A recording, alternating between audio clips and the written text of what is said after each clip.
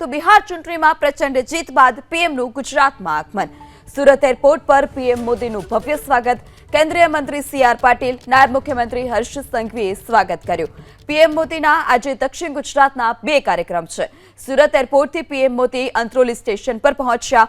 Antroli bullet ટ્રેનના સ્ટેશનનું નિરીક્ષણ કરશે. આદિવાસી દિવસ નિમિત્તે ડેડિયાપાડામાં જનસભા સંબોધશે. ભગવાન બિરસા મુંડાની 150મી જન્મ જયંતિને લઈ પણ કાર્યક્રમ, જેમાં પણ હાજરી આપશે. 9,700 કરોડના વિકાસ કાર્યોનું લોકાર્પણ અને ખાતમુહૂર્ત કરશે.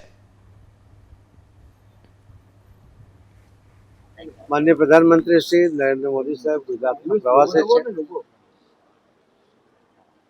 બિરસા મુંડા કે જેને આદિવાસી સમાજ ભગવાન પણ માને છે ને, જેનું સ્વતંત્રના સંગ્રામની અંદર ખૂબ મોટું યોગદાન રહ્યું છે, જેણે શહીદી પોતે અને પોતાના દીકરાએ વહોરી લીધી હતી, એમના કાર્યક્રમ માટે નર્મદા જિલ્લામાં એ આજે આવી રહ્યા છે. એના પહેલા જ્યાં દેશની અંદર બુલેટ ટ્રેન ચાલુ કરવા માટેનો એમનો જે પ્રયત્ન છે, એ પ્રયત્ન સફળતા તરફ આગળ વધી રહ્યો છે અને એનું ખૂબ મોટું કામ પૂર્ણ થવાના આરે છે.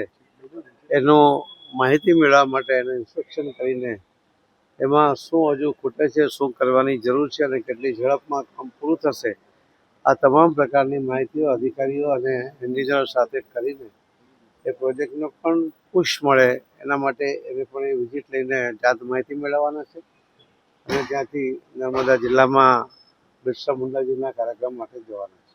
સાંજે એ સુરત થઈને પાછા દિલ્હી પ્રસ્થાન કરશે.